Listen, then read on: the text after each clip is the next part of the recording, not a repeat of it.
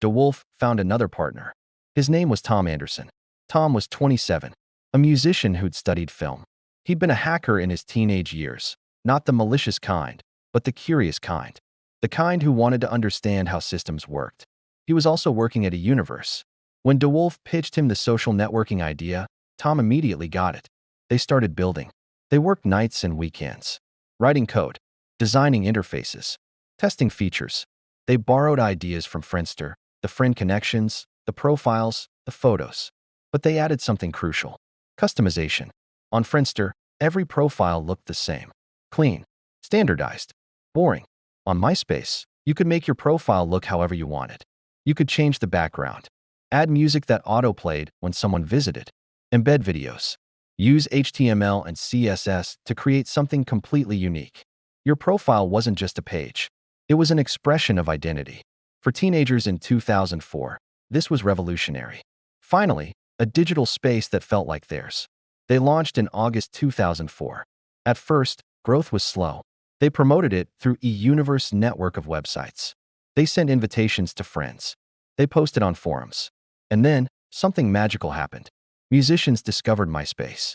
Bands realized they could create profiles, upload songs, connect directly with fans. And fans loved it. They could discover new music, follow their favorite bands, feel like they were part of something. The music community drove MySpace's explosive growth. By the end of 2004, MySpace had 1 million users.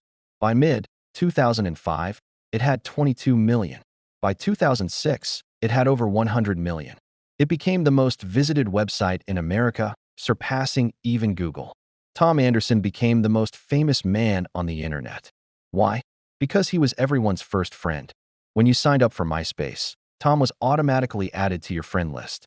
His smiling face, that iconic photo in the white t-shirt, was everywhere. Chris DeWolfe had done it. His vision had become reality.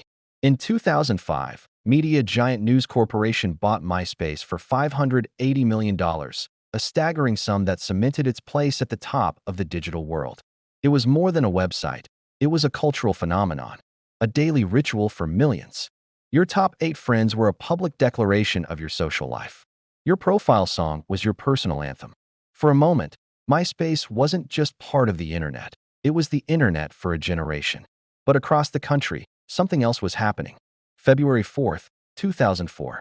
Mark Zuckerberg launched the Facebook from his Harvard dorm room, just 6 months before MySpace. At first, it was exclusive, Harvard only. You needed a Harvard edu email address to join, and that exclusivity made it irresistible. Students signed up in droves. Within 24 hours, over 1,000 people had registered. Within a month, more than half of Harvard's undergraduate population was on it. Zuckerberg expanded to other Ivy League schools, then to universities across America. The design was clean, minimal, no flashy graphics, no auto-playing music, just profiles, photos, a wall where friends could post messages. It felt more mature than MySpace, more serious, and crucially, it required real names. No screen names, no anonymity, just you. This created something powerful: trust. On MySpace, you never quite knew if people were who they said they were. On Facebook, you did. For a while, MySpace and Facebook existed in parallel universes. MySpace dominated mainstream culture. Teenagers, musicians, the general public. Facebook dominated colleges, students, the educated elite. They were different products for different audiences. But in September 2006, everything changed. Facebook opened to the public. Now anyone with an email address could join. Suddenly, they were direct competitors.